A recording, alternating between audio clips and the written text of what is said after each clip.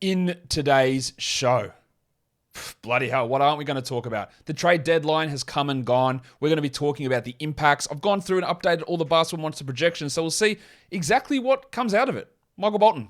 Thanks, Josh. It's Michael Bolton here, and it's time for another episode of the Locked On Fantasy Basketball Podcast. Let's get to it. Let's get to it, indeed. You are Locked On Fantasy Basketball, your daily fantasy basketball podcast, part of the Locked On Podcast Network.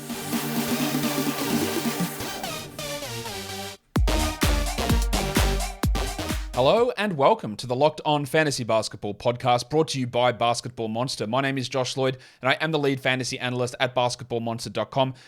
And you can find me on Twitter, as always, at redrock_Beeble, on TikTok at redrock_Beeble, and on Instagram at Locked On Fantasy Basketball. Today's episode is brought to you by Rocket Money. Stop throwing your money away. Cancel unwanted subscriptions and manage your expenses the easy way by going to rocketmoney.com/LockedOnNBA.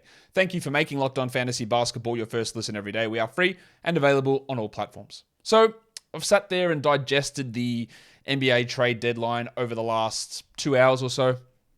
Gone through and trying to adjust projections as a first pass. Of course, all of this stuff will change, and we'll dig more into it over the next 3, 4, 5 days as we see how players actually get used and how teams run their rotations. There's already going to be curveballs thrown around. Don't worry. We're going to get all to that as we get through this. So let's just look at what actually did happen. I think I've caught most of the moves. I didn't include draft picks in this because that's really not the point of us talking about this for a fantasy perspective. We covered the draft picks changing hands on the live show earlier today, so we're not looking at draft picks coming in and out. I think there might be one or two on these slides that I missed of players leaving, but we'll get to it and we'll talk about it. So, Warnie, it's been a long day. Let's get it on, Gilly. All right, let's start with the Atlanta Hawks. What happened there? Who comes in? The players coming in: Saddiq Bey, the depressed penis; Bruno Fernando, and Garrison Matthews. Going out: Frank Kaminsky and Justin Holiday. So we get it's a net gain of players like Fernando, Kaminsky, Matthews, and Holiday. None of those guys are probably going to play, but you're squeezing Saddiq Bey somewhere into the rotation. So it's an upgrade. They gave out, I think it was 5 second-round picks, which was the standard going rate for players, apparently 5 second-round picks. But Bey comes in. So it's not great for Saddiq Bey. I don't think when we talk about his fantasy value, he's not going to have a pathway to 30 minutes. And even in 28 to 30 minutes in Detroit, he wasn't really knocking the door down as a top 100 player. This does not look particularly strong for him. Does it impact some other players? Yeah, I think it does have an impact on Bogdanovic and maybe even a little bit on the Baptist Johnny Collins, because if they want Bey to play at the 4, there's that opportunity now. So just adds another wing player in there. I think it also impacts somewhat onto DeAndre Hunter. And honestly, this probably pushes Hunter, Bogdanovic, and Bey all out of any, well, not that they necessarily were there, but I don't know that they're must-roster 12-team league players, because they're all going to have some sort of cut-in impact. Yes, it probably pushes guys like AJ Griffin out of the rotation. He wasn't playing that much. And Jalen Johnson, who wasn't even playing every night either. These are guys who aren't going to play most nights. Like, don't worry about Fernando. Don't worry about Garrison Matthews necessarily. The Bey is, was he going to play 22, 23 minutes? Maybe 24? I don't think he's all that good. So we'll see what he does. But there is at least a 1 to 2 minute knockoff and maybe some usage changes to guys like the Trae Young and DeJounte Murray. They're not impacted really. It's going to be Collins. It's going to be Hunter. It's going to be Bogdanovic and Bey that all get impacted. I don't think there's a huge impact on Capella or Okongwu. Maybe they lose like a minute or so and they play John Collins more at the 5 and go small because they've got that extra option to bring Bey in as a small ball 4 and play Collins at the 5. That's a possibility. It's not going to lead to us dropping Capella, but it might end up leading to us dropping Onyeka Okongwu. Also, another year where John Collins doesn't get traded and where Clint Capella doesn't get traded as we wait for this Okongwu breakout, which I don't know if it's ever going to come. So that's how we look at Atlanta. Boston is pretty straightforward. I think we get Mike Muscala in and we get Justin Jackson out, so he will be waived by the Thunder. Muscala comes in there. Does this change anything? Not really. Maybe if you're relying upon Luke Cornett in deeper leagues, Muscala and Cornett are very similar players, 3-point bombing. Big men, Muscala is relatively reliable as a shooter, but I don't think we need to have any really impact here on the Boston side of things. Jackson wasn't playing. Muscala doesn't necessarily play every night, and even if he does, he takes the minutes away from Luke Cornett. So I don't think there's a huge amount to worry about with that Boston side. With the Brooklyn side, we did get something extra happen today in that Jay Crowder, who came in yesterday, has gone out. So their overall input of guys is Bridges in, Cam Johnson in, Finney-Smith in, and Dinwiddie in. And going out is Kevin Durant, Kyrie Irving, and Tony Warren Jr. We saw in their lineup today that Ben Simmons isn't starting. That's a very big development. We still don't fully know what's going on because Claxton's out, Bridges is out, Cam Johnson's out, and Seth Curry's out. So there's still those 4 players to get back into it. But Dinwiddie and Cam Thomas are starting. I still don't really know what this means for Thomas. I know that people go, well, they traded away Durant and everything's going to run through Thomas. I'm still not 100% convinced on that. But like he was, I did not expect anything from this. Like Thomas, I screwed that up, obviously. Still don't know how it's going to end up. I still think that if someone, like there are trades going down of CJ McCollum and Bradley Beal for Cam Thomas, which are crazy to me. Like I'd much rather have those other players. But depending on where it goes and his minutes and his usage and his scoring, like he could average 20 points a game here, Cam Thomas, and I don't know what other stuff comes, but their rotation still remains a big question mark. I think this is a pretty decent hit, maybe a 20-30 ranking spot hit for Cam Johnson. I still think we hold him in 12s, barely. Same with Finney-Smith, but I'm really comfortable on a Royce O'Neal drop if you've got him. Really comfortable on a Seth Curry drop. Really comfortable on a Joe Harris drop. Ben Simmons might become a drop coming off the bench. How his role is, this is trending towards a drop for him. But we have to see how all of that looks for Simmons again, because they're still waiting on a few of these players to arrive. But Simmons' bench today is not a great sign for his future value. In Charlotte, this is probably where the biggest fantasy stuff happened. They get Reggie Jackson in, who's going to be waived. They get Svi Mykhailiuk in, who's not going to really do much there. And they lose the cockroach Mason Plumlee, and they lose Jalen McDaniels. So obviously, we're adding Mark Williams. Oh, hi, Mark. But you know that I've banged on and on and on about stashing Mark Williams. And I think it's going to pay off. Now, he is not going to run away and play 33 minutes. I'm not under any illusion that's going to happen. But at worst, I think it's 24 minutes for him, 24 minutes for Nick Richards at worst, but maybe 26, 22. That's more than enough to make Mark Williams a 12-team league player. He just has to be added. He just has to be. Like, where have I got him projected rest of season? Like, top 75. I think he has to be added. The question's going to be, is Nick Richards a 12-team ad? I think he's close. He's definite 14-team league ad, Nick Richards. I would consider him in 12s. The other thing this does do, especially for points leagues, is really helps Kelly Oubre when he returns because Jalen McDaniels isn't there. Cody Martin, I don't know when he's going to play, so Oubre might actually be able to get 30 minutes still, which he probably wouldn't have been able to with a healthy squad, with a full squad with Jalen McDaniels, so he might be able to still do that. So I think there's a gigantic rise for Mark Williams. There's a significant rise for Big Dick Nick Richards, who has been out of the rotation, so he jumps in, and it could have some 12-team value. And don't be surprised if there are nights when he has better nights than Mark Williams. I would prioritize Williams, but I wouldn't rule out adding Nick Richards in 12s. He's a definite 14, but I wouldn't rule him out in 12-team leagues. And then you've got Reggie Jackson. He's gone. That doesn't matter. Mykhailiuk, don't think that's going to matter at all. And that absence of Jalen McDaniels helps someone like JT Thor for deeper leagues. We know each other. He's a friend from work. The God of Hammers. And maybe it helps even stabilize a little bit of the deeper league value of Dennis Smith and Teo Maledon, with Jackson coming in and then being waived. But Smith already had that backup point guard job on lock. And even on the pregame show today, I completely forgot Smith existed. I was saying, who's their backup point guard? They don't have anyone. Maybe Jackson plays minutes. I completely screwed that up because they have obviously Dennis Smith Jr. in that position. Today's episode is brought to you by Rocket Money. You see those things, try it free for 30 days and you put your credit card in and then you forget about it. And you get charged all this money and it doesn't even enter your head that you're still getting charged for these things. Well, with Rocket Money, you can change that with a few quick taps. Rocket Money, formerly known as Truebill, is a personal finance app that finds and cancels your unwanted subscriptions, monitors your spending, and helps you lower your bills all in one place. Over 80% of people have subscriptions that they forgot about, like the streaming service that you bought to just watch one show, or that free trial that you never even used. Simply find the subscriptions that you don't want on Rocket Money and press cancel. Rocket Money then goes through, cancels it for you. No more long hold times with customer service or tedious emailing back and forth. Rocket Money makes canceling subscriptions as easy as a click of a button. Over 3 million people have used Rocket Money, saving the average person up to $720 a year. Stop throwing your money away. Cancel unwanted subscriptions and manage your expenses the easy way by going to rocketmoney.com/lockedonnba. That's rocketmoney.com/lockedonnba. rocketmoney.com/lockedonnba. Dallas Mavericks didn't do anything today, but I will include this here. They bring in Kyrie Irving. They bring in Markieff Morris. They lose Dorian Finney-Smith. They lose Spencer Dinwiddie. So it's like one player in, two players out. Yes, it is a bump for Josh Green. I don't really believe that Green is a must-roster 12-team league player, even though his value jumps up because we haven't seen what happens when Doncic is there. So Doncic and Irving together. Like if you want to add Josh Green, not a problem with it at all. He's okay. I think he's going to end up being like maybe a better Herb Jones as a wing defender who gets some steals, but he actually has been shooting a really high percentage. Whether he starts or it's Reggie Bullock or Tim Hardaway, some of those guys aren't going to start. The big hit I think here is Christian Wood. He didn't get traded away. They don't appear to be loving the fit of him in that lineup. They're playing him off the bench. He's not a drop, Christian Wood, but don't be surprised if when we get in a week or two, post All-Star break, he is. Don't be surprised. For the Nuggets, they bring in the tank, Tom Bryant, and they move out the big stiffy, the 5-minute man, Bones Highland.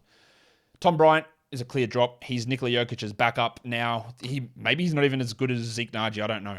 And he's obviously better than DeAndre Jordan, but there's no value in having Tom Bryant in 12 or 14 team leagues, probably even 16 team leagues. Like you see the backup centers that don't play because Jokic is there playing 33, 34 minutes every night, and Bryant's not going to share the court with him. Not even a top 200 player, Tom Bryant, rest of season. Talked about him being a drop a long time ago, but he's an obvious one now. Bones out. That's really the only other move they made, but he wasn't a part of their rotation. This is where things get really interesting, though. We go to the next team. I'm not going to cover teams that didn't do anything. Cleveland did nothing. Chicago did nothing. Chicago, disaster franchise. Anyway, let's talk about disaster franchises. Detroit. What's this team doing? They do bring in Blunty. And they trade away Sadiq Bey. Okay. What's the point? Like, you put all this stuff together. Again, I am not convinced that Troy Weaver's this mastermind GM. I've been saying this the whole time. Remember when he traded last season for Marvin Bagley when no one wanted him and you could have just got him as a free agent, and then you signed him to a 3-year, $40 million guaranteed contract? And now where is he? Fourth string center? What's the point of all this? And now the report comes out, they get Wiseman, and Wiseman's going to start. He's going to start. Now, I didn't even think about it, but Kuka Hill, who hosts Locked On Pistons, was like, surely they're going to start Wiseman and Duren together. But that makes no sense from a perspective of they can't play together. Like, why would they try and do that? And then have they lost faith in Isaiah Stewart, which they rightfully shouldn't play. But they didn't make any move to trade Bojan Bogdanovic. They didn't trade Alec Burks. So what's the purpose of Alec Burks here? They didn't trade Nerlens Noel. They didn't do anything. They traded away one player who's got some value and got like nothing back. Like, I know there's a whole bunch of picks and all that sort of stuff. Maybe they get a first round pick for Sadiq Bey. What's the point of this? Is this bad for Jalen Duren? It very well could be. This is what I don't understand. Jalen Duren's better than James Wiseman. Why would you bring in someone to, again, replace him, compete with those? I don't know why you would do that. I am holding Duren, for sure, the passport legend, but it's really very frustrating. Have they ever watched James Wiseman play? Yes, was it a great situation in Golden State for him? Not really. I just don't think he's a very good player. And that happens with players. They're just not very good in the NBA. I think he has shown big improvements this year, Wiseman, but you didn't actually... What you needed was wings. So you traded away one who's not that good, but not that old, for another center that you don't need. And now you're going to start... Surely, if they start him over Duren, I'll lose my mind. Why would they do that? Or you're going to start him next to Duren? A Duren-Wiseman front court? What's the point of all of that? I feel like Troy Weaver has no understanding of how modern NBA basketball works or the trade market works or anything. He just does stuff. He just does a bunch of stuff. And it doesn't really works out. This is one of the more confounding things that I've ever seen. This trade, yes, okay, I get giving Wiseman a shot. Not on this team. Doesn't make sense. It doesn't make sense to give him a shot on this team. After you've already squandered so many resources and then traded away someone like Sadiq Bey, who I don't love as a player, as you're well aware. Where does value sit on this team? It does boost Wiseman. If they're going to start him, like definitely in a 14-team league, you can consider Wiseman. I don't know that he's a 12-team league guy, but I wouldn't rule it out. Like he could come out there and put up 12 and 10 with 1.5 blocks, and maybe he hits 0.8 threes. It's not awesome, but it's okay. He's a bad free throw guy, but he's a good field goal guy. Hopefully he's a good field goal guy. I don't understand. So I'm holding Duren. I'd consider adding Wiseman. Other guys on the roster, the people are like, does Bey moving help someone like Jaden Ivey? I don't really think so. Does it help Killian Hayes? I don't really think so. What I think it does is it helps Isaiah Livers, but his fantasy profile at the moment in his career is so poor, Isaiah Livers, that it matters for 20-team leagues, maybe 18-team leagues. Like, he's going to have to get some extra minutes. But if they start Wiseman and Duren together, that means Stewart's coming off the bench, which is going to impact Livers' role. Like, the rotation doesn't make a lot of sense. So, yes, like, make sure Killian Hayes is grabbed. I'd be grabbing him in 12-team leagues. I think Isaiah Stewart is pretty droppable. Is that you, Mr. Stewart? Well, who the hell else do you think it'd be? Get in here, you pair of flaming galahs. Ivy, honestly, he's borderline. He hasn't shown anything to be good as a category league fantasy player this season. Points leagues, I would hold on to Jaden. And Wiseman's worth a look, but I try to look at it with, like, what could they possibly be doing? And as I say, every time with Detroit, I try and look and go, what would I do? What would make sense here? And then generally, you just got to go the other direction. And I didn't even think getting Wiseman, I go, well, they'll just start him over Duren. Like, of course they would. Why wouldn't they? When my brain should have gone, Josh, what would you do? I would keep Wiseman in a bench role behind Duren. So my thought process should have been, well, the Pistons will do the opposite. And they did. I wasn't smart enough to think of it in the moment. I don't know. The thought processes that go on. Again, you can say, well, he's got a master plan. You've been there 2 years and your team's still the worst team in the NBA. And I don't think the future's looking all that bright. So I'm just going to say that you're wrong. Like, cool. Basically every move they make, even the move that I did like when they got Jalen Duren, which was gifted to him. Duren was gifted to the Pistons through malpractice from the Knicks. And then you go out and do this on top of it. Why? And I like them picking Killian Hayes, and that's turned out to be bad as well. So I don't know, man. They just annoy me so much with the decision making. Maybe they'll end up being good. I don't really think so. The frustrations, man. All right, the Golden State Warriors. Just again, recap. Hold Duren, drop Stewart, add Hayes. Ivy, not much changes. Wiseman, maybe, but probably more 14-team leagues. The Golden State Warriors. What a disaster in terms of the draft pick of James Wiseman. Could have had so many other options. LaMelo Ball, very obviously. And Onyeka Okongwu would have been so much better. Tyrese Halliburton, my God. That would have a disaster of a pick. And then you end up dumping Wiseman to bring in Gary Payton, who you had on your roster anyway, and then let him walk because of tax concerns. Just a disaster for them. But in saying all that, it makes them better this season. So it's a disaster, but it still makes them better. Gary Payton is not a 12-team league ad. But what Gary Payton does, I think, is limit some of Dante DiVincenzo's value.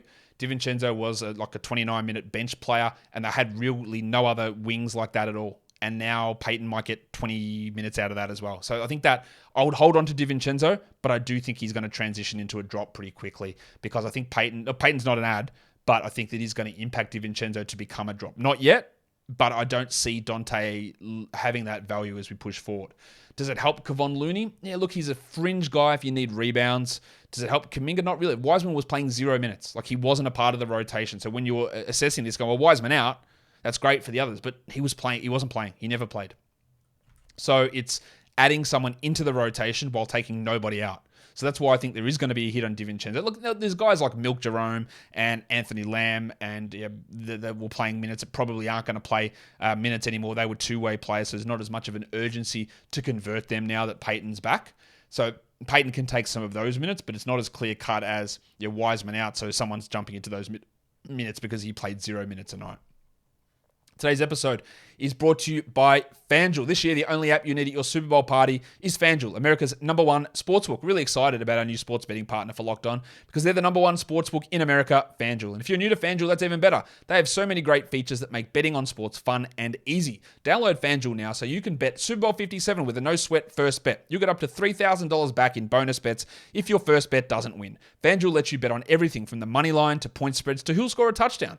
And if we have a look for the last, is it going to be the last time for the Super Bowl? Nah, we've got more shows for the Super Bowl. The Eagles are 1.5-point favorites. Absolutely nothing changing.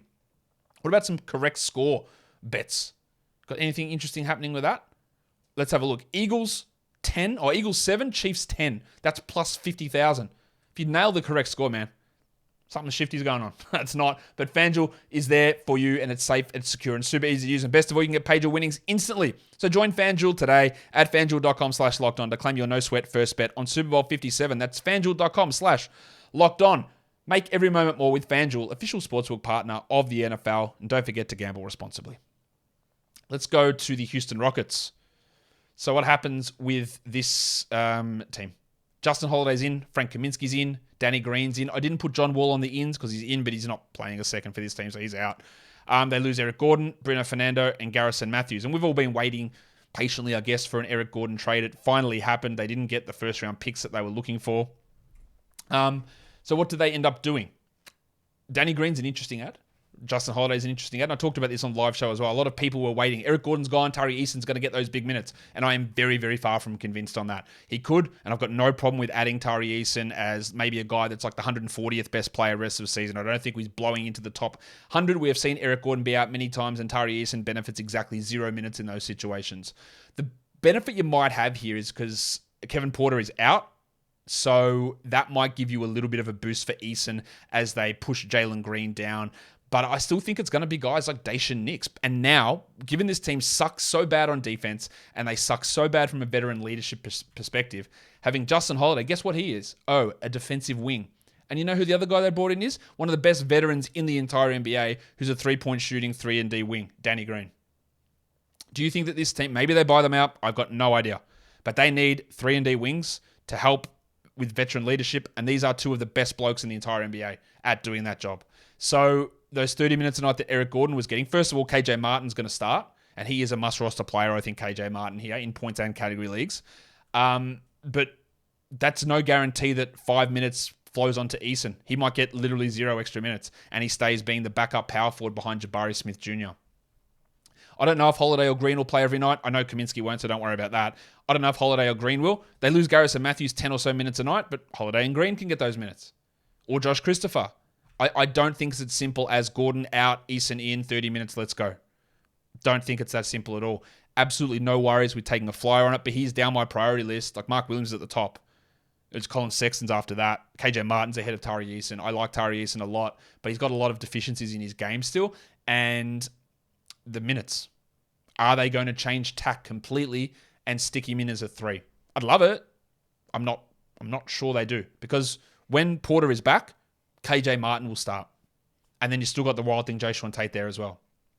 So I don't think it's as big a win as some people might for Tari Eason. I don't. And this is basically what I expected to happen. Eric Gordon to be gone. And Eason, my opinion hasn't changed. Like I didn't think Eason was taking the gigantic step up. Again, maybe they change their mind, and that is completely possible, but it's very hard to predict that they will change their mind. As much as we might look at it and go, I think this is what you probably should do, it doesn't mean that it's going to happen. A lot of people think that Bruno Fernando going helps Alperen Şengün. I didn't really think there was any impediment to Şengün, to be honest. I think the Fernando nonsense over Şengün ended weeks ago, and Fernando was the backup center, so he just moves out, and either Kaminsky or Garuba is the backup center now. There was no minute split. There was none of that stuff happening with Şengün anymore. So I don't think this is a boost to Şengün at all, really. I don't think it changes anything for him with Fernando gone. As much as we give shit to Steven Silas about having a vertical lob threat, that's a joke that happened 2 months ago, a month ago, and it hasn't been a problem since. It happened at the start of the season, and it was one of the dumbest things we've seen, but that stopped ages ago. So I'm not really thinking this is a big boost or anything for Şengün. Maybe it helps him with shot attempts because Gordon's gone, but that's really about it. Indiana. What a weird deadline this is. Serge Ibaka comes in. He's going to be waived. George Hill comes in. Why? I've got no idea. Jordan Nwora comes in. And then they don't actually send guys out. They just waive players. Goga Badadze, Terry Taylor, and James Johnson all get waived. Remember when Terry Taylor and James Johnson were starting games this season ahead of Isaiah Jackson? That was cool. And now, of course, Jackson is buried. Still buried. Not a 12-team hold. Daniel Tice is their backup center. And Jalen Smith and Isaiah Jackson aren't going to play. Ibaka's not going to play. He's going to get waived. And I heard some people saying, hey, maybe Jordan Nwora is a big winner. He is not a very good player. And he's a 2. He's a decent rebounder, so maybe he can play the 3. But they've still got Mathurin. They've got Neesmith. They've got Duarte. They've got Nembhard. They've got Heald. I wouldn't be doing anything to add Jordan Nwora in really any league. So Nwora and Hill come in, but are they even going to be a part of the rotation every night? And the guys going out weren't a part of the rotation. So I don't really think a huge amount changes here.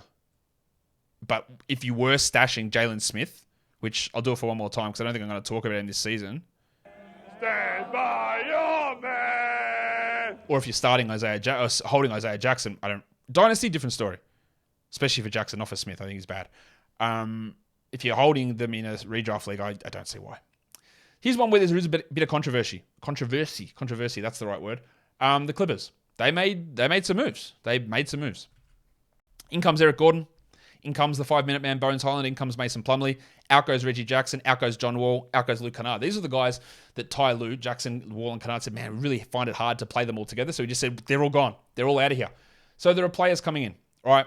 And the immediate reaction to this is, well, the Clippers don't have a point guard, Josh, so Bones Highland's a must-add player. I've heard people spout that to me. I don't actually believe that at all. Again, you know my favorite game, the 240-minute game. Let's go figure it out. And I've got a 240-minute situation here. Yes, we did hear that they're going to limit Paul George and Kawhi Leonard's minutes before the All-Star break. Instead of playing 38, they'll play 33, 34. Okay. So what I do think happens here is Mason Plumlee's a pretty clear... actually, you know what? Hang on, I'm just going to prepare. Been waiting for this for a while. Mason Plumlee. Get that garbage out of here! I think he's a pretty clear drop. Even if there's a chance of a minute split with him if it's a Zubats, which I think is definitely possible, he's not going to play the 30 minutes he needs to be a 12-team league guy, Mason, so I reckon you can get rid of him. Zubats isn't a drop, but let's circle back in a week when he might be. Because if he plays 24 minutes a night, we're not holding on to him, and that's distinctly possible. 24 minutes for him, 21 minutes for Plumlee, and then small ball with Batum and Morris. So let's have a look at what this team is. The question people go, well, who's going to be their point guard now, Josh? Well, exactly the same guy who's been their point guard the whole time. Or the last 2 months, or last month, Terrence Mann. Right? John Wall hasn't been playing. He hasn't been in the rotation. And Reggie Jackson, his minutes were all over the place, 17, 18, 19. He was also out of the rotation at 1.2. Luke Kennard was in and out of the rotation also. There are minutes available, but it's not all going to Bones. Eric Gordon's coming in. So if I have a look at how the minutes shake out on a game-by-game basis, this is how I've got it at the moment. Right, and you can feel free to argue with this at all. We know that there's going to be 34 for George and Kawhi. Let's give it 34, okay? Yep. I've got Zubats at 27. That might come down. I've got Plumlee at 20. Actually, I might actually reduce that on Zubats and bring him down to 26. 26 to him, 20 to Plumlee. Okay? So that's those minutes there. Again, when you're creating your own sort of stuff, like argue and change your mind on that as much as you want. I've got Terrence Mann playing 23 minutes a night. I've got Marcus Morris playing 28 minutes a night. I've got Norman Powell playing 27 minutes a night. I've got Eric Gordon playing 21, Bones Highland playing 14, and Nick Batum playing 13. And you could look at that and go, well, Josh, I think he'll actually play Batum more than 13. Well, you know where those minutes are going to come from? Bones Highland. They don't need point guards. I think Bones is a good player, but one of the major reasons we looked at him in the deadline saying if he goes to a bad team, he's going to be worth an ad. This is the exact opposite of that. This is a very good team. And it's not like I'm giving gigantic minutes to Terrence Mann. He's at 23. Or I'm giving big minutes to Eric Gordon. He's at 21. Could Bones get 16 and Eric Gordon get 19? Sure. But even for me to get Bones to like 15 minutes, it means I'm basically, Covington's out of the rotation and I'm barely playing Batum. It's really hard for me to see Bones getting 22, 23 minutes. He probably needs 23 minutes a night to be a must-roster player, but probably needs 25, to be honest, because he's not going to be thriving on big usage on this team, I wouldn't have thought, with Powell and coming off the bench too. I just find it really hard to see Bones as a 12-team league ad. Again, random stuff can happen, and maybe they say we are going to prioritize Bones over Terrence Mann, over Marcus Morris, over Batum, over Eric Gordon. Totally possible. He also stinks at defense. And it's not like Reggie Jackson or John Wall were playing big minutes, or Luke Kennard. And they were not all of them were playing every night. And there'll be opportunities for Bones for sure on nights where Kawhi sits and Paul George sits or guys get injured. There will be opportunities that arise. But the way that things currently look, he is not locked in to a 25-minute, big minute role. Maybe he comes in, blows them away, and becomes their starter. Absolutely distinctly possible. I think it's unlikely that a second-year guy who basically played so poorly and complained so much that he was just dumped out of Denver after having some really high value last season. I find it really unlikely that at any point soon he's going to be playing 25 minutes a night. So I am down on Bones in this situation. I don't think he's a 12-team ad. I think people will definitely add him. But I don't think that the stash for Bones Highland worked out particularly well. I think this is probably one of the worst situations you could find him in. I don't think his role is going to be all that different to what it was in Denver. And I know that you'll say there's no point guard there, Josh. They traded away their point guards. They start Terrence Mann at point guard. Eric Gordon can handle point guard. Like, Bones will get minutes. I'm sure he'll be in the rotation, but I don't think there is a big starting role. Again, maybe he comes in, change of attitude, blows them away. But I'm not really seeing that, and I'm not seeing who the guys are that are going to take that big hit to allow that to happen. The Lakers, they did make some moves today. They bring in a lot of players. Vanderbilt, D'Angelo Russell, Malik Beasley, Mo Bamba, and Davon Reed. They lose Tom Bryant, Russell Westbrook, Juan Toscano Anderson, Patrick Beverley, and Damian Jones. So Beverley for Bamba was one of the deals today, and Davon Reed for Tom Bryant. So basically they dumped Tom Bryant, got some second-round picks out of it. Does this make things... Originally, Bryant out, you go, well, that really helps Jared Vanderbilt. And then Bamba comes in, you go, that hurts Jared Vanderbilt. I think in the end, Vanderbilt's going to be playing like 24 minutes a night, maybe? Because I don't know how the pairing with him and Davis goes in the front court. If he starts at power forward, that eliminates what Rui can do. Like Rui gets benched into a 20-minute role. Maybe that's for the best. And Bamba plays the backup center role. Like, I'm not interested in adding Mo Bamba in a 12-team league. I think if we think Anthony Davis plays 35 minutes a night, that's 13 for Bamba. Will they play together when you've still got LeBron, Rui, and Jared Vanderbilt, who are all better than Bamba and can all play minutes ahead of him at the 4? Will they go that route? I doubt it. Bumba's always going to be on a watch because if he plays 22, 23 minutes, he's a 12-team league player. That's going to require injuries, though. Vanderbilt, I think he's okay to be a 12-team league guy. Beasley, similarly. Beasley will get a lot of minutes. He'll get a lot of shots, but his points and threes, he's very empty. And his usage isn't going to be all that high with Rui and Davis and LeBron and Schroeder and D'Angelo Russell all taking shots. Beasley will be a spot-up guy, and that's great. But if you take 6 shots a game, that's not good enough. You need to get a little bit of volume into that when you're giving us no rebounds, assists, steals, or blocks and never getting to the line, which is what Beasley is. So Beasley can be a 12-team league guy, pretty soft with it. I think Vanderbilt gets a little bit of a boost heading over here, but the Bamba addition probably hurts him. It helps Bamba because he was a 0-minute player. He was an out-of-the-rotation guy in the Magic, and he goes to probably being in the rotation. But they could also go with Wenyen Gabriel over him too. So I wouldn't think that he is an ad there either. So some interesting... well, let's talk about drops. Rui Hachimura, very much a drop. Dennis Schroeder, very much a drop. Troy Brown's going to lose a lot here. Lonnie Walker, there are people still holding him in 12-team leagues. What are you doing? Please. He's been a drop for months, and he can go as well. The Memphis Grizzlies. Luke Kennard comes in. Danny Green comes out. Well, Danny Green's Memphis career didn't last very long, did it? Kennard's a very good shooter, obviously. Probably him and Desmond Bain, two of the best shooters in the entire NBA. Yeah, and they're both on this team now. Will Kennard ever get a large enough role to matter? I highly, highly doubt that. He'll take minutes away from Johnny Conchar, from Zaire Williams for sure. And then when Brooks gets hurt and Jar gets hurt, he'll get some minutes. And he's one to watch, Luke, but it's only going to be a deep league situation. What it does really hurt is Williams and Roddy and LaRavia and Conchar in those very deep formats, because I think those players just aren't going to be a part of things anymore. So Kennard can come in and be like an 18, 19-minute-a-night guy would be my guess. For the Bucks, Jay Crowder comes in. They lose Ibaka, George Hill, and Jordan Nwora. Crowder is going to play a role, but we saw last season in 29 minutes on the Suns, he wasn't necessarily a must-add player.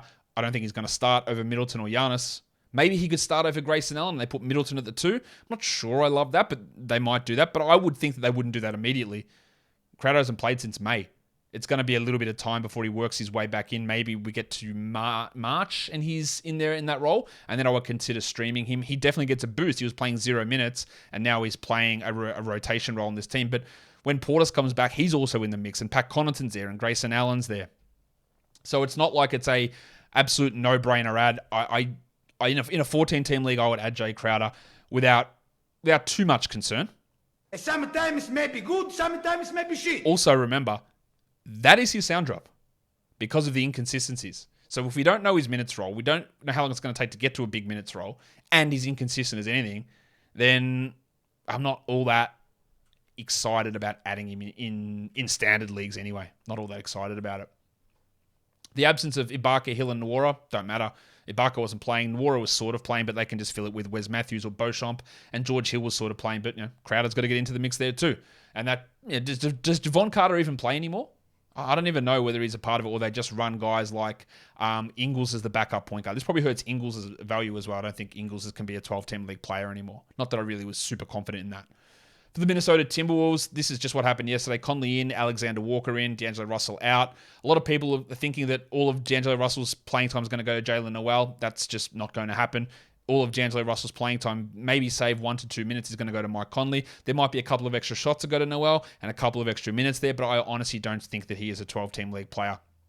What we saw yesterday might might obscure your thinking. Go, well, look, Russell was out. Look what he did. But there was also no Conley, no Alexander Walker, no Anderson, no Gobert, and eventually no Towns. So Noel's just not going to have that same opportunity. We keep an eye on it for sure, but I'm definitely not scrambling to go and add Jalen Noel.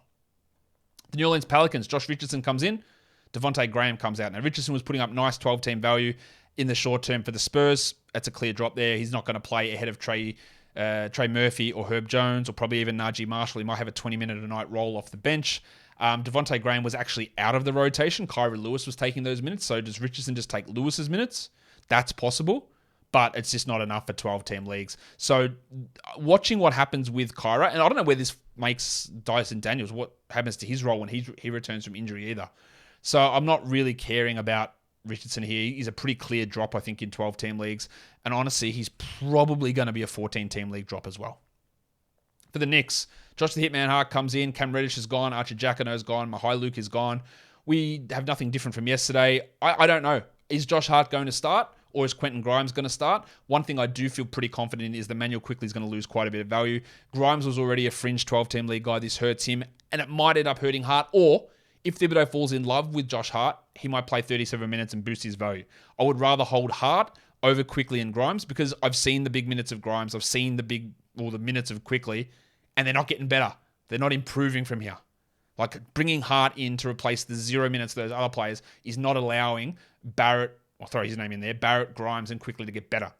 But there is a chance that the 32 minutes, 31 minutes, 33 minutes that Hart was playing, if Thibodeau falls in love, he might play 39. That's a possibility. So it probably doesn't happen, but his minutes can go up. I don't see how Quickley's go up or Grimes' go up. I don't see how there's any way that their minutes increase. For the Thunder, Šarić in, Baisley out. I forgot to put Mike Muscala on the outs. He's out as well. So it's two guys who were part of that center rotation that go out. Now, Baisley didn't play every single night. But the other thing you got to realize is Šarić coming in, people look at this and go, well, that means big stuff for Pig Williams. And I've really been impressed with Jalen Williams lately. But Jeremiah Robinson-Earl's about to come back too. So it's basically Baisley and Muscala out, Šarić and Robinson-Earl in. I would love to see them roll a little bit with Pig Williams and see what he can do, but I don't really trust their center rotation. I don't think Jalen Williams, Pig Williams, is going to be a 12-team league guy. People still ask me about the Bronco, by the way. Yeah, absolute must roster, has been for months. Broncos country, let's ride. But Šarić is an interesting one. If they committed to starting him 27 minutes a night as their starting center, absolutely I would add him in 12-team leagues. I'm not certain that they do. There is a possibility, though. He probably is the best player out of him and Robinson-Earl and Pig Williams and Kenrich Williams. I think he's the best player there. So if you wanted to take a slight stab at someone, I don't mind either Pig Williams or Dario Šarić. But this isn't, on the surface, you look at it and go, well, two centers went out, so this is big opportunity for Pig Williams. I don't think it's quite like that because Šarić comes back and could command more minutes than any of those guys did. And then Robinson-Earl's about to come in as well. Or come back as well, which is going to have an impact. So I think it's going to leave those guys like Robinson-Earl, Šarić, Pig Williams as more like 14 to 16 team league guys. I don't think it clears it up as much as it might seem on the surface. For the Orlando Magic, actually, I'll do this because I need to take a breath. Pat Beverly comes in, Mo Bamba goes out. Bamba wasn't really a part of the rotation, so this doesn't mean that it's a big opportunity for Bol. A lot of people said, well, now that Bumba's gone, it's huge for Bol, yeah? Not really. It was Mo Wagner as the backup center and Wendell Carter as the starter, and Bol plays mainly at the 4, backing up Banchero, and then Isaac's going to cut in there as well. I don't think this means you go and add Bol at all. There'll be times when Wendell gets into foul trouble or gets hurt. There's a bigger opportunity there for Bol, for sure. But it doesn't make him a must-roster player in my mind. And then Beverly's going to get waived. I don't know where he's going to end up going, but he's going to get waived. And then their guard rotation is intact. It's Suggs, it's Anthony, it's Fultz, it's Harris. Nothing changes there. Another season of them not trading Gary Harris or Terrence Ross, by the way. So not really much changes there. Bumba's out, 0-minute man. Nothing comes in. Not much changes. For the Philadelphia 76ers, Jalen McDaniels comes in and Matisse Thybulle goes out. Thybulle is getting like 13, 14 minutes a night. I think that this might actually be pretty harmful to someone like Tangles, Tyrese Maxey. Jalen McDaniels is big. He's a wing-sized player. He's a pretty good defender. He can shoot it a little bit. He's a drop in 12-team leagues, Jalen. There's no way I think that he's a 12-team league guy, and it probably hurts someone like George Niang and Shake Milton coming off the bench. But Maxey's struggling. And they might say, well, instead of you playing 30 off the bench, you're playing 26 now. D'Anthony Melton plays 28 as a starter and McDaniels gets into the mix because Matisse wasn't playing that much. And I think Jalen McDaniels plays more than Matisse. So they have to come from somewhere. They probably start coming from Shake and probably start coming from Niang, but they could also come from Maxey. We're not dropping Maxey. We might, but we're not. And but I think you feel pretty safe dropping Jalen McDaniels at this point. The Phoenix Suns. I don't know, man. In Kevin Durant. Well, that's just crazy. Darius Bazley, Tony Warren, out Mikal Bridges, Cam Johnson, Dario Saric. I don't know who's going to be their starter. They're starting Torrey Craig and Jock Landale today because Devin Booker is resting. Obviously, there's no Cam Johnson there. So I think we can probably pencil in Booker, or not probably, Booker, Paul Durant, Ayton. There's your 4 starters. And I think it's going to be Craig as the other one. But Damian Lee's getting a start today. Landry Shamet's still got to come back into the mix. I don't think there's going to be, or Tony Warren could be there. If I had to pick somebody to take a flyer on as a 12-team league player on the Suns, it would probably be Warren, but I don't really feel comfortable relying upon him to 28 minutes, which is what I reckon he would need, maybe 25 to get there. I don't feel particularly comfortable with that. And Torrey Craig in 26, 27 minutes is probably not reliable enough either. They're okay to look at. They gain value. Like Warren gains value, Torrey Craig gains value. I don't think it's enough to matter in 12s. Your Damian Lee gains value. It's probably more a 14-team league situation where I'd be more than happy to take a flyer on both of those guys. But, yeah, Bazley I don't think it's going to be anything to worry about at all. But I don't think there's any 12-team value there. Devin Booker takes a hit. I think with Durant arriving, Chris Paul probably takes a hit. And I think, say, DeAndre Ayton takes a hit as well. Not enough to make you drop him or anything. Of course, it's stupid. But it does reduce their overall value. In Portland, some interesting things here that I don't know how much it actually clears up for me. In comes Thibault, Reddish, Kevin Knox, and Ryan Archer-Jacquino. Out goes Gary Payton, Josh Hart, Svi Mykhailiuk. Yeah, look, I don't know. I don't know what this does for them. There's obviously a starting opening there, and I'm not convinced who gets it. Is having Matisse Thybulle's complete lack of offense something you want in the starting group? Do you want Cam Reddish and his inconsistent play? Do you want Nasir Little, who they haven't really shown a huge amount of faith in with that piddling extension they gave him? Do you want Justice Winslow when he comes back? Or do you want the rookie Shaedon Sharpe in that mix? That's 5 guys who are in the mix to start there at the 3. And yes, Gary Payton's removed from that mix, but if I had to add someone, I think the upside of Cam Reddish is the highest because if they did commit to give him 30 minutes a night, he would be a 12-team league player. I don't see any situation where they commit to giving Matisse Thybulle 30 minutes. And I don't think that, or if Little even played 30 minutes, it wouldn't matter. And if Shaedon Sharpe played 30, I don't think that would matter either because he's so poor across so many other categories. If I had to flyer on someone, I feel more confident in Thybulle getting 21 minutes than I do of Reddish playing 30. But I know if Reddish played 30, he'd be better than Thybulle. I hope that makes sense. I think that it is likely that Reddish plays 20 and Thybulle plays 23. But I think that the chances of Reddish playing 30 are much higher than the chance of Thybulle playing 30. I think it's going to be just a mix and match situation at the 3 with a bunch of different guys that gets further complicated when Justice Winslow returns. So is there any add there? If you are desperate for steals, Thybulle might become like a better option versus like a Herb Jones, that sort of player. If you're in deeper leagues, like in any 14-team league, Thybulle's a great ad, and Reddish is a great 16, maybe 14-team league ad. Little's more of a 16 to 18-team league guy, but Winslow, when he returns, if he returns, whenever he returns, he might be someone that's got a little bit of interest as well.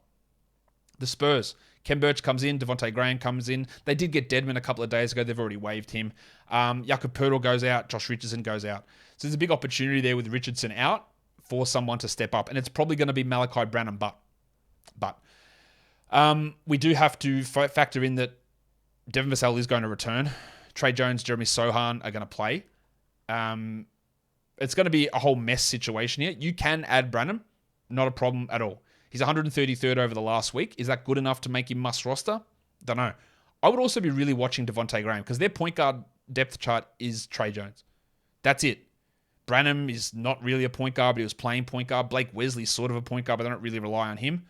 If they find a way to give Devontae Graham 28 minutes, he would be worth a look. I'm not adding him, and he's a 16-team league, sort of an ad maybe, but he's worth a look. I'm okay with adding Branham, but I reckon in 2 weeks, 3 weeks' time, we'll probably end up dropping him. So it looks obvious with Richardson gone, well, you just had Branham. But I'm not sure that his permanent value is that good. And if he did play 30 minutes still, when Johnson, when Sohan and Jones come back, is that going to be good enough?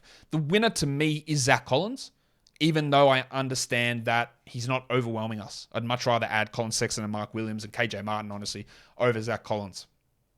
Deeper leagues, I think you got to look at Goldfinger as well, Charlie Bassey, who can be a very good field goal, very good blocks guy, who can be an okay free throw shooter. I wouldn't add Charles Bassey in 12s, but he's going to be on the radar. And we watch that minute split. Does it go 24-24? I don't think that Isaiah Roby is going to be getting those minutes, but he's also a name to watch. I don't think Ken Birch is going to play at all, so I don't worry about that at all. And even if Romeo Langford was to get minutes, he's terrible anyway, so I don't think we worry about that from a guard perspective. So we can add Branham. I'm putting a bit of skepticism on that. I would add Zach Collins, even though I don't think he's going to blow us away. I think he can have some top 100 runs, and he'll also disappoint with foul trouble. And I really do want to watch Charles Bassey to see how they use him. Goldfinger could be interesting. For the Raptors, in comes Jakob Poeltl, out goes Ken Birch. No Ojeananobi, no Gary Trent. So someone's moving to the bench. Who is it? Well, obviously it's Precious Achiuwa. He's a very clear 12-team drop. Probably a 14-team league drop. Boucher, probably going to be a drop as well, especially when Anunoby's healthy. I might hold Boucher for a little bit here, but I don't think it's going to last. And then I think it's going to have to reduce the value of Gary Trent, and it probably loses a little bit of Anunoby as well. I think Poeltl's value rises. I don't think he plays only 26 minutes a night. If he is the answer, and I think he is, like he's much better than any center they've had, and he gets nursed into 35 minutes, well, that's a top 50 player pretty easily. I'm not sure he can play 35, but even give me 31 or 32, and he's got a real opportunity to blow through here and put up big numbers. Now, this is why I was talking about him as a buy low player for quite a while, because this is the possibility I was waiting for, that if he goes to Toronto, there's huge minutes here. And we're there now. So I think Precious is a pretty good drop. Now, I had those other guys that I like stashing. I like stashing KJ. I like stashing Mark Williams. I like stashing Zach Collins. All winners. I said stash Precious, big loser. Didn't work out. All right? Didn't work out. And, well, maybe it ends up working out, but I don't think it is going to. So I think you can go ahead and drop Precious Achiuwa.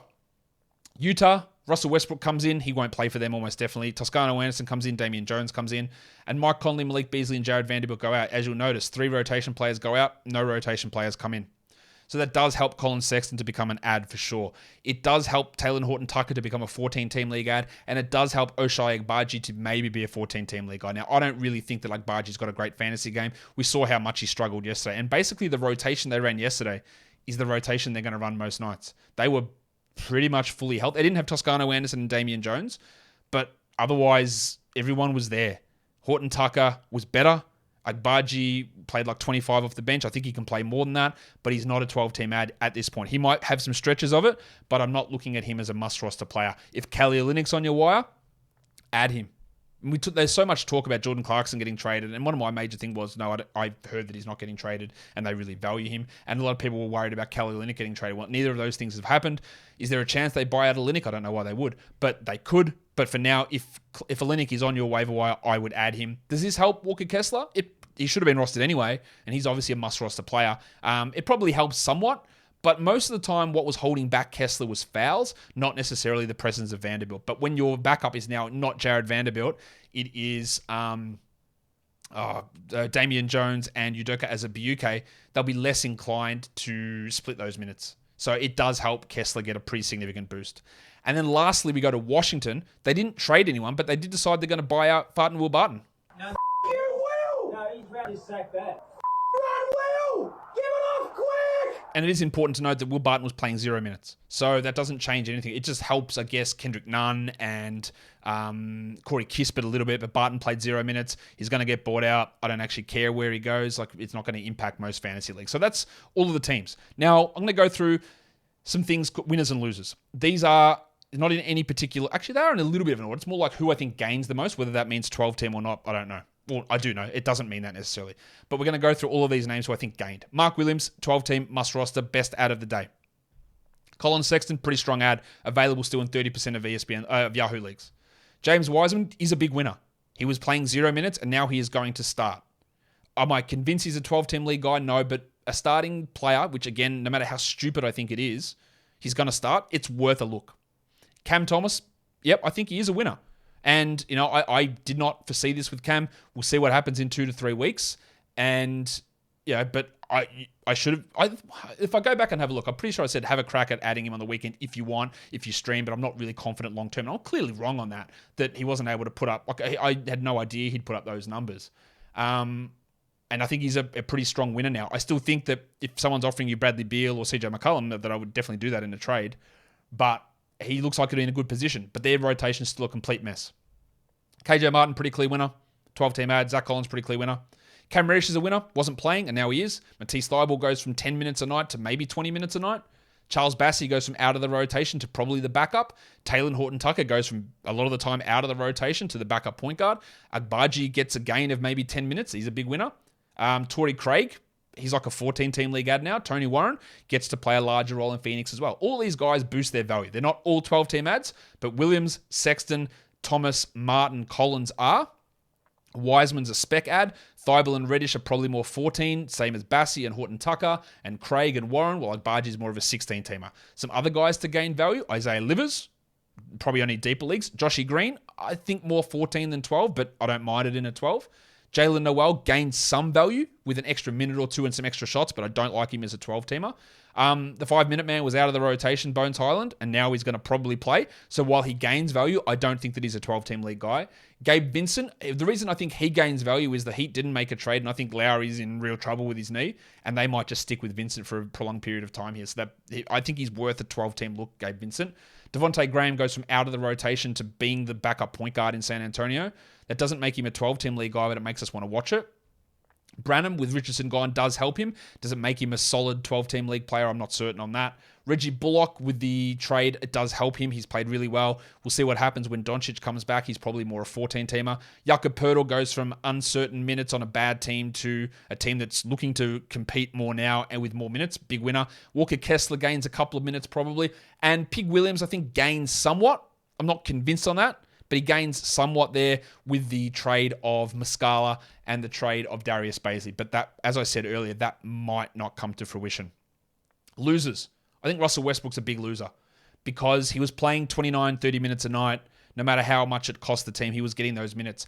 Now we don't even know who he's going to play for. Could he find himself on the Clippers, which is another reason why I hate the Bones Highland situation? Could he find himself on the Bulls? Yeah.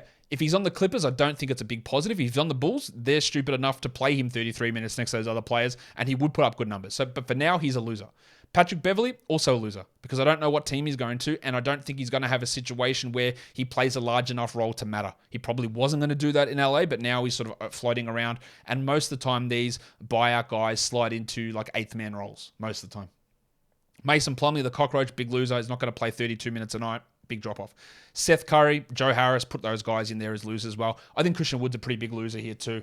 I think with the addition of Kyrie, that defensive trio of Kyrie, Doncic, and Wood is untenable, and the guy who loses out is Wood. It's not going to be Kyrie and Doncic. And getting defenders in there like Maxi Kleber when he returns, getting Dwight Powell in there, Reggie Bullock, it might take Wood from being a 32-minute-a-night player to 28. It might take him to 25. Shit, it might take him to 22.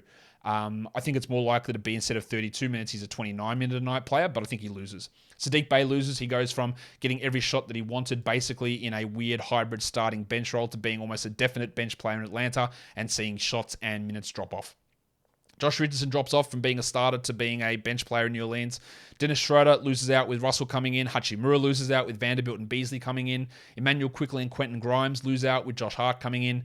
Ben Simmons loses out, moving to the bench with the addition of Dinwiddie and all of those wings. He loses out a lot. Gary Trent loses, I think. Cam Johnson loses. He was going to be a 31, 32-minute-a-night starter. I'm not convinced that happens in Brooklyn. So I would hold on to Cam in 12s, but I think he's going to lose value. Preston Chua is a pretty big loser. Bogdan Bogdanovic, I think, loses out with Sadiq Bey there. It might make Bogdan a 12-team drop. Not yet, but maybe. OG Anunoby loses out. I don't know why I said it like that. OG Anunoby loses out because I just think, again, someone's got to move to the bench, and while Trent might move, it just probably takes a minute or two away from OG. And Jalen Duren, amazingly, for that incompetent franchise, I think Jalen Duren loses out too. Even if he does start next to Wiseman, which again is unfathomable, the lack of spacing, the guys getting in each other's way, getting rebounds, block shots, Isaiah Stewart finding minutes somewhere, it hurts him. It's ridiculous, but it hurts him. If I look at guys that are available in a lot of spots who I think can be added, obviously Mark Williams is number one. Colin Sexton, Zach Collins, Cam Thomas, KJ Martin. I think they're all 12-team league guys, those top 5. The next ones, Josh Green, Jared Vanderbilt, and Tari Eason are probably back-end 12, 14-team league type players. So they're 8 names that are available in a chunk of leagues, over 25% of leagues. I think all of them are available in 30% plus, except Cam Thomas, who's 25% available. They're all guys to look at with some value, but all of the projections have been updated at Basketball Monster. So we're going to go through this every day, really, really fine-tooth to make out or see what happens with all these changes, with all these players changing teams and rotations changing, and we'll keep you up to date with stuff when it happens. And that was bloody exhausting. Guys, follow this podcast on Apple Podcasts, Google Podcasts, Stitcher, Spotify, and on the Odyssey app. And if you're here on YouTube, thumb it up. Leave your comments down below. Tell me if I forgot anything. I might have. I'm pretty tired. Subscribe, notification bell. Let's get to 60,000 subs on YouTube before the All-Star break. That's the goal.